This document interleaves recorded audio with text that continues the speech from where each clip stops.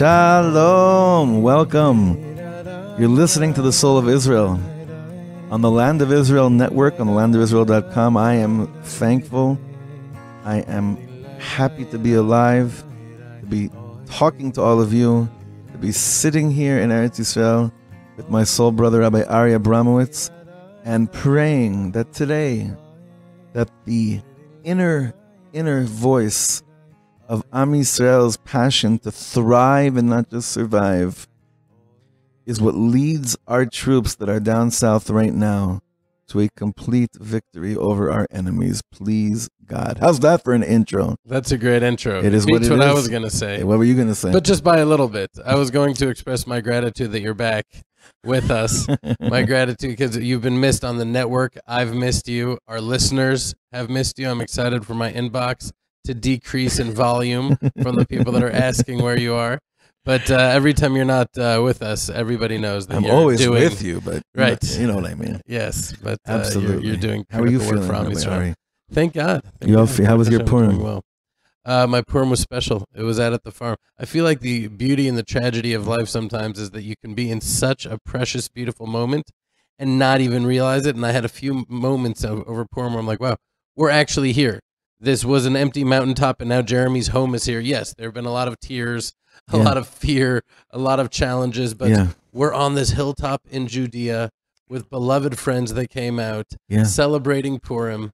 And you know, the mask was almost negligible, you know. Wow. The mask of nature. Yeah. I felt that yesterday as President Trump signed the recognition of Israeli autonomy on the Golan Heights, that at the same it was like wow, like it was a historic moment, and at the same moment sirens are going off all of Israel, a large chunk of Israel. It's such a this and that every single second. It's like until Mashiach comes, it's just going to be like this. Right. The volatility is increasing.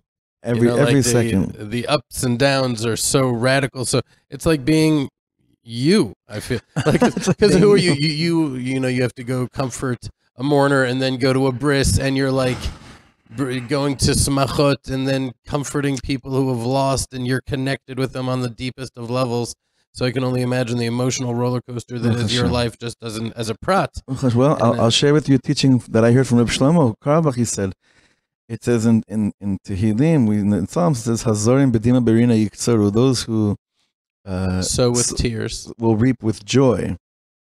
So he used to say, it's not that one thing, it's about sowing with tears, and then there's reaping with joy. He says, Hazorim bedima berina bedima. The only in this world, it's that the act of sowing and reaping are together. They're simultaneous. It's happening. Could you explain that to me? You know, we have this thing of like, when I'm happy, I can just be happy. And when I'm sad, I just sad. Until Mashiach comes, with one eye I'm crying, with one eye I'm smiling. Right.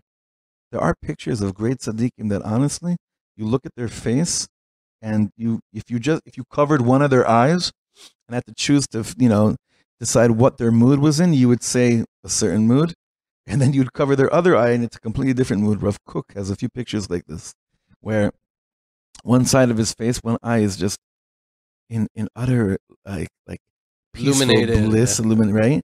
And the other side is in this atrocity, the state of atrocity of exile. Wow. And until Mashiach comes, it's going to be both. It's not going to be one or the other. It's simultaneous, and that's the dance. I'll share another experience I had pretty recently that really exemplifies what we're speaking about. I got a call to come to the hospital and play for the injured soldier Netanel Felber. Netanel Ilan ben Shena Tzipora. What's his condition? A very, very, very slow, gradual improvement. Yeah, but nuanced. Yeah. And Zod Hashem, should have a full. Amen. We're in the hospital and we're playing for him, and we're singing songs. And as we're singing, his mother, bless her, Judy, she starts traveling around the corridors of the hospital, bringing in more patients, wheeling them in so they can also come and sing. So on the one hand, like, what's so beautiful, we're all singing together. On the other hand, we're in the Machleket Shikum of Neurologia. We're in this Neurological rehabilitation floor in the Tel Shomer Hospital.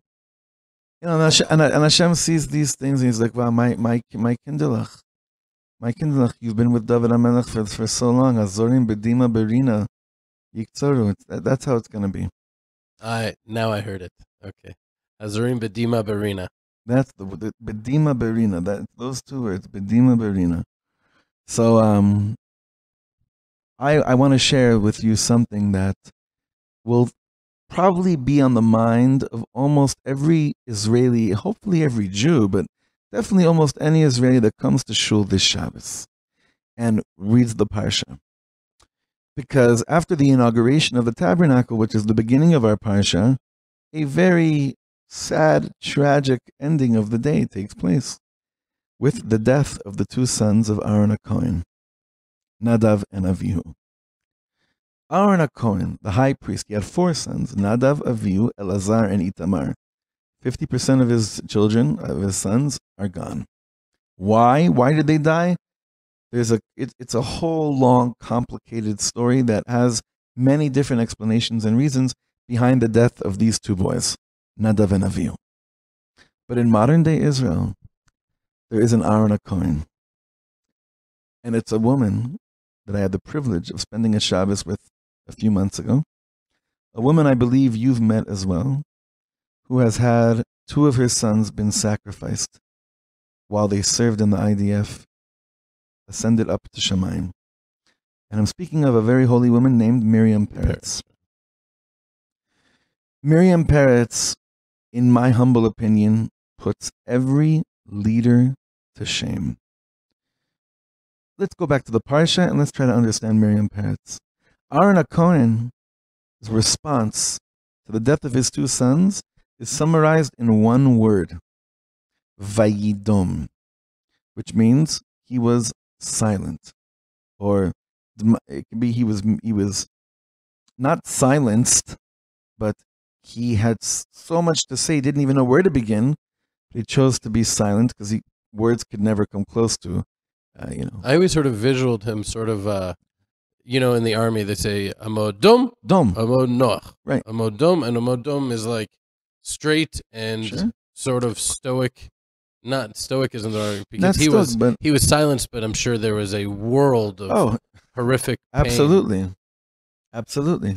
So wait, so how would you take the word mama, vayidom, in this context?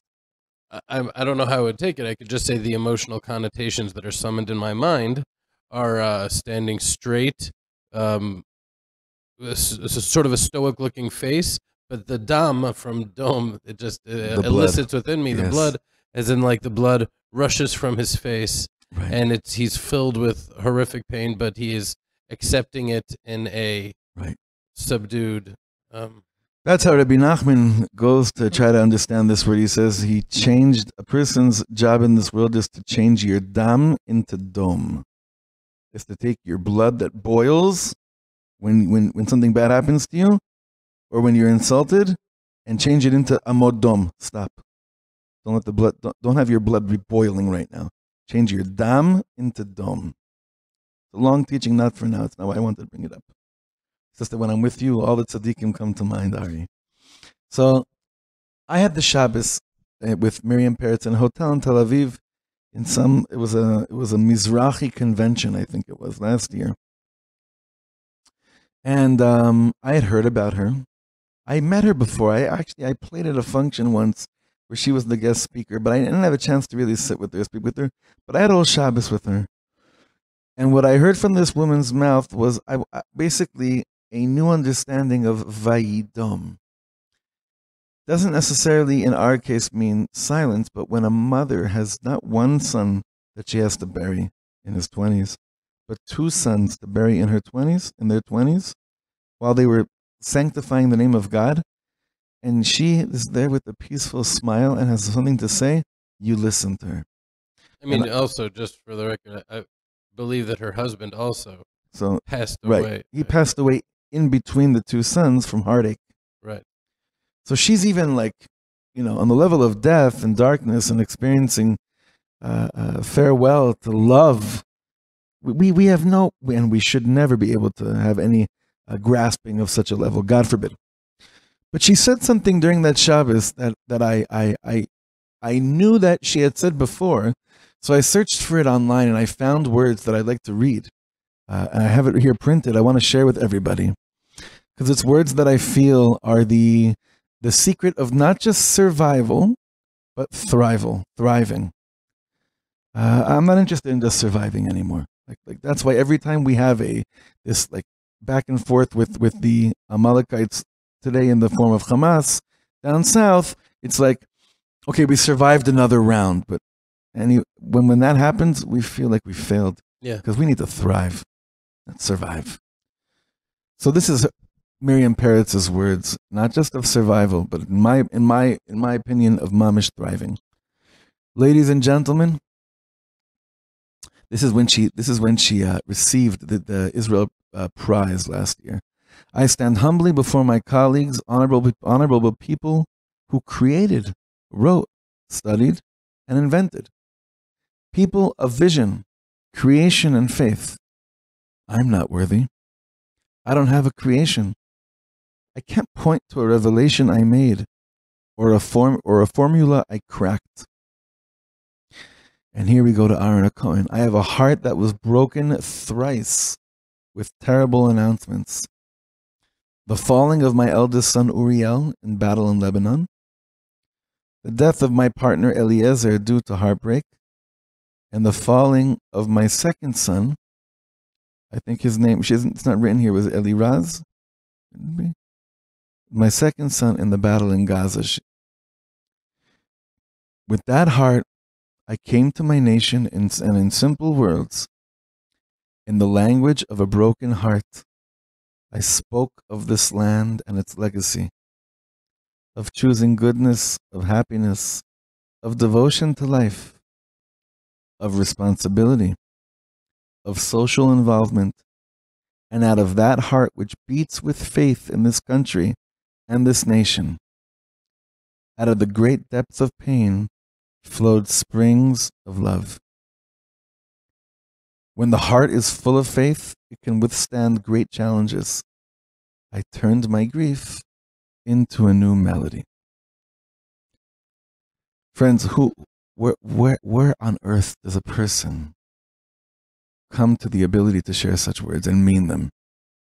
and it's such a service to all of Am Yisrael and to the whole world to hear those words, because if you can hear her saying that, having endured what nobody could ever endure, you can extrapolate backwards. Correct. That the things that are happening to us, we should be able to also make such a transformation. Yeah, I would say that it's even a command, even though she didn't command anything in her words. She doesn't tell you what to do, but it's like this dmama tzivui. It's like a silent commandment to us people. Like, listen, if I'm able to speak like this and to search for light through my grief and pain and come up with a new melody that chooses to speak about the goodness of our people, and I'm sure you agree with me, Ari, we're less than 2 weeks away from the elections, and there's so much lashon hara that Jews are saying about other Jews. It's sickening.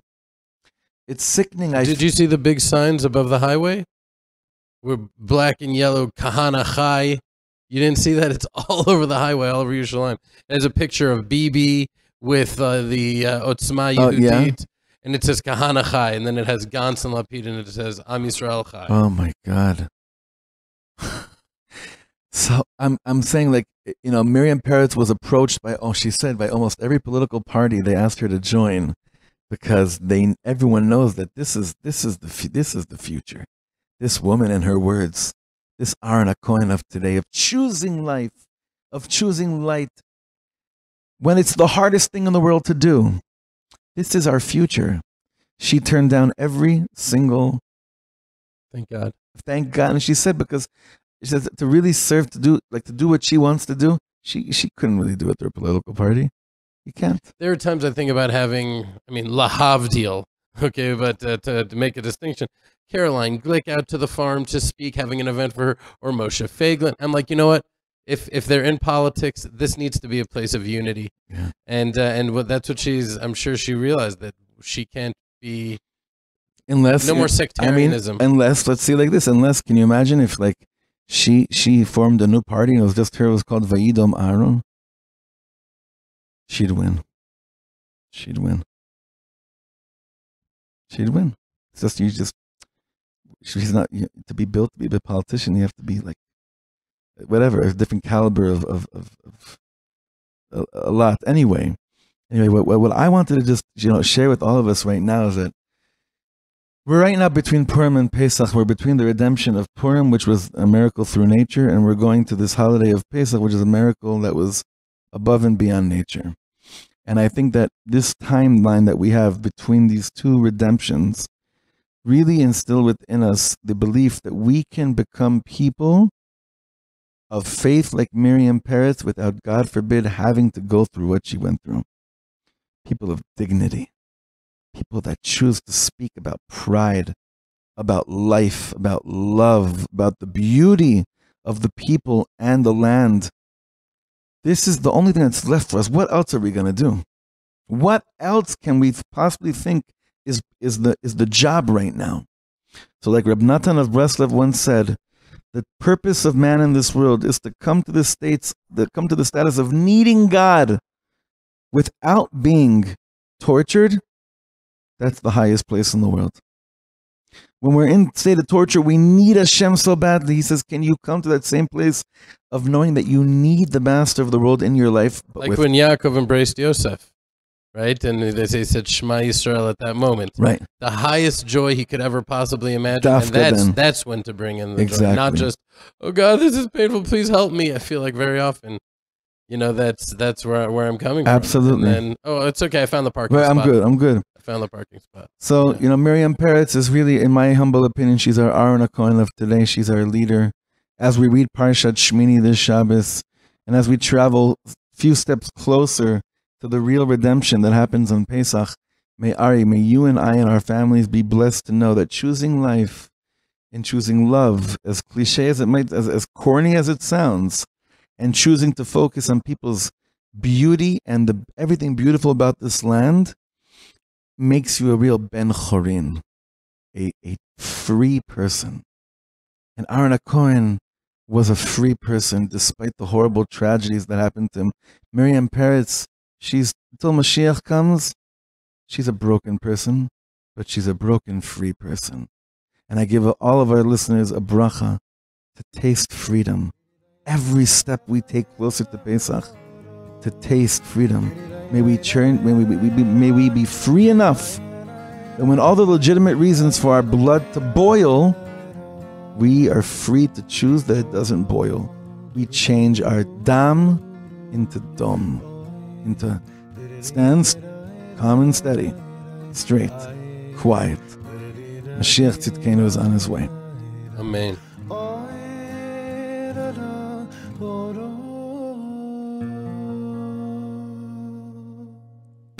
Tune in for an exclusive interview with Yitzhak Pindris, former mayor of Beitar Illit and former deputy mayor of Jerusalem, now a candidate for Knesset with United Torah Judaism. The Green Line was there 50 years ago. The Green Line is maybe a nice piece of paper in the UN, but it doesn't really mean anything for a regular Israeli. Today, it's about 15% of the Israeli Jewish population, at least, live over the Green Line. For the full interview, listen to Inside Israel Today with Gil Hoffman on the Land of Israel Network at thelandofisrael.com.